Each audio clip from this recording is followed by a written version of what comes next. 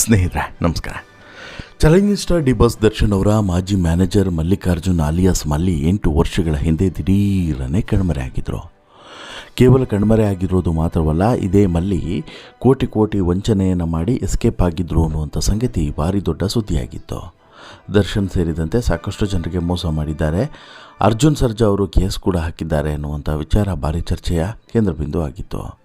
ಇದು ಸ್ವತಃ ದರ್ಶನ್ ಮತ್ತು ಅರ್ಜುನ್ ಸರ್ಜಾ ಫ್ಯಾಮಿಲಿಯ ನಡುವೆ ಒಂದು ಬಿರುಕನ್ನು ಮೂಡುವಂತೆಯೂ ಕೂಡ ಮಾಡಿತ್ತು ಅನ್ನೋದು ಕೂಡ ಸುಳ್ಳಾಗಿರುವಂಥ ವಿಚಾರ ಏನಲ್ಲ.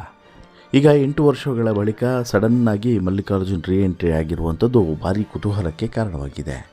ಸಿನಿಮಾ ನಿರ್ಮಾಣ ಹಾಗೂ ವಿತರಣೆಯಲ್ಲಿ ನಷ್ಟ ಆಗಿ ಕೋಟಿ ಲೆಕ್ಕದಲ್ಲಿ ಸಾಲವನ್ನು ಮಾಡಿಕೊಂಡು ಎಸ್ಕೇಪ್ ಆಗಿದ್ದಂಥ ಮಲ್ಲಿ ಇವತ್ತು ನನಗೆ ಮತ್ತೊಂದು ಅವಕಾಶವನ್ನು ಕೊಡಿ ಎನ್ನುವಂತಹ ಬೇಡಿಕೆಯನ್ನು ಇಟ್ಕೊಂಡು ಕಾಲಿಗೆ ಬೀಳೋದಕ್ಕೆ ಮುಂದಾಗಿದ್ದಾರೆ ಅಂತ ಹೇಳಿದ್ರೆ, ಹಾಗಾದರೆ ಏನಿದು ಇದರ ಹಿಂದಿನ ಉದ್ದೇಶ ಅನ್ನುವಂಥದ್ದು ಒಂದನೇ ಪ್ರಶ್ನೆ. ಎರಡನೇ ಪ್ರಶ್ನೆ, ಈ ರೀತಿ ದಿಢೀರಾಗಿ ಮಲ್ಲಿಕಾರ್ಜುನ್ ಬಂದು ಪ್ರತ್ಯಕ್ಷನಾಗಿ ಪ್ರೆಸ್ ಮೀಟನ್ನು ಮಾಡೋದಕ್ಕೆ ಏನಾದರೂ ಒಂದು ಕಾರಣ ಇರಲೇಬೇಕಲ್ವ?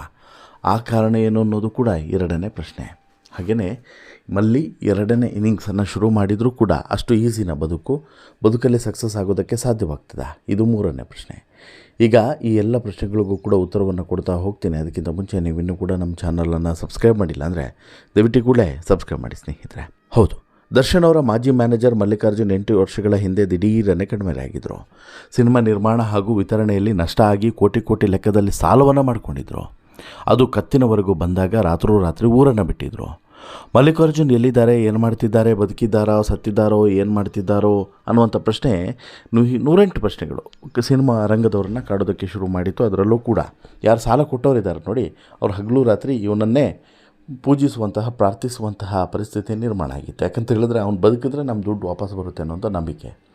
ಈಗ ಅಣ್ಣ ಬದುಕಿದ್ದಾನೆ, ದುಡ್ಡು ವಾಪಸ್ ಬರುತ್ತಾ? ಆ ನಂಬಿಕೆ ಮಾತ್ರ ಇಲ್ಲ ಯಾರಿಗೂ ಕೂಡ. ಕಾರಣ ಏನು ಅಂತ ಹೇಳಿದ್ರೆ ಮುಂದೆ ಹೇಳ್ತೀನಿ. ಈಗ ಈ ಮಲ್ಲಿಕಾರ್ಜುನ್ ವಾಪಸ್ ಬಂದು, ಈ ದರ್ಶನ್ ಮ್ಯಾನೇಜರ್ ಆಗಿದ್ದಂತಹ ಮಲ್ಲಿಕಾರ್ಜುನು ವಾಪಸ್ ಬಂದು ರಾಜನಂತೆ ಇದ್ದವ. ಅವರಿಗೆ ಯಾವತ್ತಿಗೂ ಕೂಡ ಹಣದ ಸಮಸ್ಯೆ ಆಗಿದ್ದೇ ಇಲ್ಲ.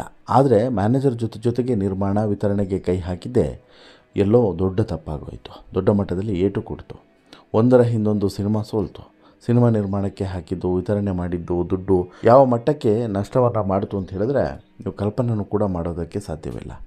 ಹೀಗಾಗಿ ಕೊನೆಗೆ ಊರು ಬಿಡಬೇಕಾದಂಥ ಪರಿಸ್ಥಿತಿ ಬಂತು. ಕೊನೆಗೆ ಊರನ್ನು ಕೂಡ ಬಿಟ್ಟಿದ್ದಾಯಿತು. ದರ್ಶನ್ ಜೊತೆಗೆ ಇದ್ದಾಗ ಗತ್ತು ಗೈರತ್ನಲ್ಲಿ ಮೆರೆದಂಥವ ಕೊನೆಗೊಂದು ದಿನ ಯಾರಿಗೂ ಕೂಡ ಮುಖ ತೋರಿಸದೇ ಇರೋ ರೀತಿಯಲ್ಲಿ ಓಡೋಗುವಂಥ ಪರಿಸ್ಥಿತಿ ನಿರ್ಮಾಣ ಆಯಿತು.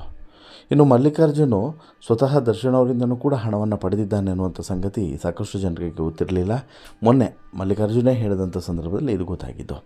ಇನ್ನು ಮಲ್ಲಿಕಾರ್ಜುನ್ ಅವರನ್ನು ದರ್ಶನ್ ಕೂಡ ನೋಡೋದಕ್ಕೆ ಸಾಧ್ಯ ಆಗೋದಿಲ್ವೇನೋ ಅನ್ನುವಂಥ ಅನುಮಾನ ಮೂಡಿತ್ತು. ಆದರೆ 8 ವರ್ಷಗಳ ಬಳಿಕ ಮತ್ತೆ ದಿಢೀರನೆ ಪ್ರತ್ಯಕ್ಷ ಆಗಿರುವಂಥ ಮಲ್ಲಿಕಾರ್ಜುನ್ ಸಾಲ ಕೊಟ್ಟವರ ಮುಂದೆ ಬರೋದಕ್ಕೆ ಸಕಲ ತಯಾರಿಗಳನ್ನು ಮಾಡಿಕೊಂಡೇ ಬಂದಿದ್ದರು. ಮಲ್ಲಿ ರಿಟರ್ನ್ ಆಗ್ತಾ ಇದ್ದಂತೆ ಸಿನಿಮಾ ಮಂದಿ ತಲೆ ಬೇರೆಯೇ ಚರ್ಚೆ ಆಗೋದಕ್ಕೆ ಶುರು ಮಾಡಿತು. ಅಸಲಿಗೆ ದಿಢೀರನೆ ಮಲ್ಲಿಕಾರ್ಜುನ್ ಮರಳಿ ಬಂದಿದ್ದಕ್ಕೆ ಕಾರಣವನ್ನು ಹುಡುಕೋದಕ್ಕೆ ಶುರು ಮಾಡಿದರು.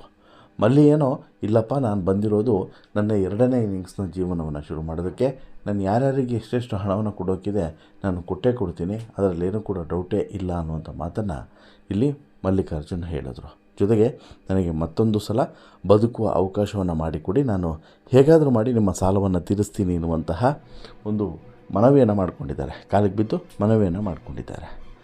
ಆದರೆ ಕೆಲವರು ಹೇಳೋ ಪ್ರಕಾರ ಅಸಲಿಗೆ ಈ ಮಲ್ಲಿಕಾರ್ಜುನ್ ಬಂದಿರುವಂಥ ಕಾರಣನೇ ಬೇರೆ, ಇದರ ಉದ್ದೇಶನೇ ಬೇರೆ, ಮಲ್ಲಿಕಾರ್ಜುನ್ ಬಂದಿರೋದಲ್ಲ ಕರೆಸಿರೋದು ಅನ್ನುವಂಥದ್ದು ಕೆಲವರ ಅಭಿಪ್ರಾಯ.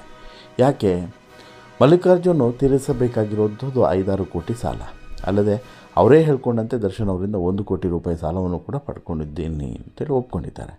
ಹೀಗಿರುವಾಗ ಮಲ್ಲಿಕಾರ್ಜುನ್ ಈ ಎಲ್ಲ ಸಾಲವನ್ನು ತೀರಿಸೋದಕ್ಕೆ ಮರಳಿ ಬಂದರೆ ಇಲ್ಲ, ಈ ಎಂಟ್ರಿಯ ಹಿಂದಿನ ಕಹಾನಿ ಬೇರೆಯೇ ಇದೆ. ಈ ಪ್ರಶ್ನೆಗಳಿಗೆ ಸ್ಯಾಂಡಲ್ವುಡ್ ಮಂದಿ ಬೇರೆಯದೇ ಉತ್ತರವನ್ನು ಕೊಡ್ತಾ ಇದ್ದಾರೆ. ಅಸಲಿಗೆ ದರ್ಶನ್ ಈಗ ಸಂಕಷ್ಟದಲ್ಲಿದ್ದಾರೆ. ರೇಣುಕಾಸ್ವಾಮಿ ಪ್ರಕರಣ ಇನ್ನೂ ಕೂಡ ಎಷ್ಟು ದಿನ ತೆಗೆದುಕೊಳ್ಳುತ್ತೋ, ಇನ್ನೂ ಕೂಡ ಎಷ್ಟು ದಿನ ಮುಂದಕ್ಕೆ ಹೋಗುತ್ತೋ ದೇವರನ್ನೇ ಗೊತ್ತಿಲ್ಲ. ಹೀಗಿರುವಂಥ ಸಂದರ್ಭದಲ್ಲಿ ಈಗ ಇನ್ನೆಷ್ಟು ದಿನ ಜೈಲಿನಲ್ಲಿ ಇರಬೇಕಾಗುತ್ತೋ ಅನ್ನುವಂಥ ಪ್ರಶ್ನೆಯೂ ಕೂಡ ದರ್ಶನ್ಗೆ ಕಾಡ್ತಾ ಇದೆ. ಹೀಗಿರುವಾಗ ದರ್ಶನ್ ಜೈಲು ಸೇರಿದ್ದರಿಂದ ಕನ್ನಡ ಚಿತ್ರರಂಗಕ್ಕೂ ಕೂಡ ನಷ್ಟ ಆಗಿದೆ. ವರ್ಷಕ್ಕೆ ಕಮ್ಮಿ ಅಂದರೂ ಕೂಡ 2 ಸಿನಿಮಾಗಳು ಕೊಡ್ತಾಯಿದ್ರು. ಹೀಗಾಗಿ ಸ್ಯಾಂಡಲ್ವುಡ್ಡು ಕೊಂಚ ಮಟ್ಟಿಗೆ ಸೊರಗಿದೆ ಅಂತಲೇ ಹೇಳ್ಬೋದು. ಈಗ ದರ್ಶನ್ಗೆ ಒಂದು ಪವರ್ಫುಲ್ ಕಿಕ್ ಸ್ಟಾರ್ಟ್ ಬೇಕಾಗಿದೆ. ಅದಕ್ಕೆ ಮಲ್ಲಿ ಎಂಟ್ರಿ ಸಹಾಯ ಮಾಡಲಿದೆ ಅನ್ನುವಂಥದ್ದು ಇವರ ನಂಬಿಕೆ. ಹೇಗೆ, ಯಾಕೆ?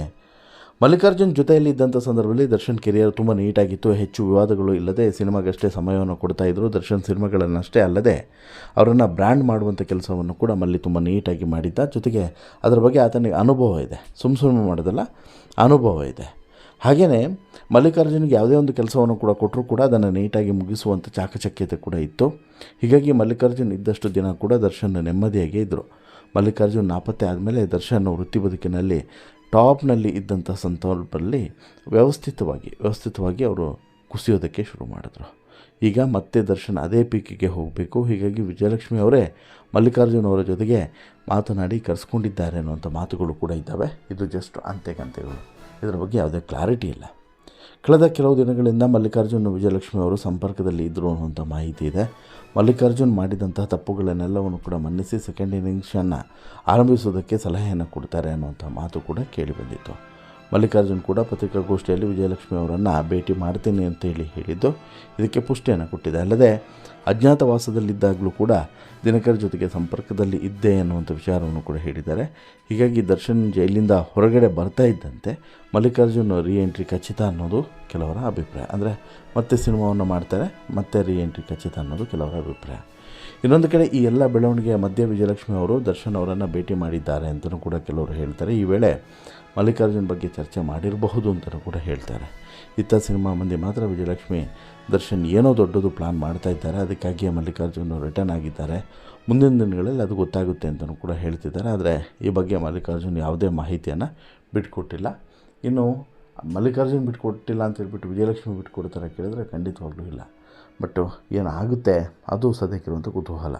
ಅಂದರೆ ಈಗ ಮಲ್ಲಿಕಾರ್ಜುನು ಇದೇ ರೀತಿ ನಾವು ಅಂದ್ಕೊಂಡ ರೀತಿಯಲ್ಲೇ ಒಂದು ವೇಳೆ ದರ್ಶನ್ ಅವರು ಹೊರಗಡೆ ಬಂದ ಮೇಲೆ ಅವರ ಬದುಕನ್ನು ಬದಲಾಯಿಸಿದರೆ ಅದರಲ್ಲಿ ಮತ್ತೊಂದು ವಿಶೇಷ ಏನಿಲ್ಲ, ಅಚ್ಚರಿ. ಆದರೆ ಅದಾಗುತ್ತಾ ಅಷ್ಟು ಈಸಿನಾ? ದರ್ಶನ್ ಹೊರಗಡೆ ಬರೋದೇ ದೊಡ್ಡ ಕ್ಲಿಷ್ಟ. ಹೊರಗಡೆ ಬಂದ ಮೇಲೆ ಇವೆಲ್ಲದೂ ಕೂಡ ಆಗುತ್ತಾ? ಅದು ಇರುವಂಥ ಕುತೂಹಲ. ನೋಡೋಣ ಏನಾಗುತ್ತೆ ಅಂತ ಹೇಳ್ಬಿಟ್ಟು. ನಿಮಗೇನು ಅನಿಸುತ್ತೆ ಸ್ನೇಹಿತರೆ ಈ ಬೆಳವಣಿಗೆ ಬಗ್ಗೆ? ನಿಮ್ಮ ಅಭಿಪ್ರಾಯ ಏನು? ದಯವಿಟ್ಟು ನಿಮ್ಮ ಅಭಿಪ್ರಾಯವನ್ನು ಕಮೆಂಟ್ ಮಾಡಿ ತಿಳಿಸಿ. ಜೊತೆಗೆ ಈ ಸ್ಟೋರಿ ಇಷ್ಟ ಆಯಿತು ಅಂತ ಹೇಳಿದ್ರೆ ಲೈಕ್ ಮಾಡಿ, ಶೇರ್ ಮಾಡಿ, ಚಾನಲ್ಗೆ ಸಬ್ಸ್ಕ್ರೈಬ್ ಆಗೋದನ್ನು ಮರಿಬೇಡಿ. ಧನ್ಯವಾದ.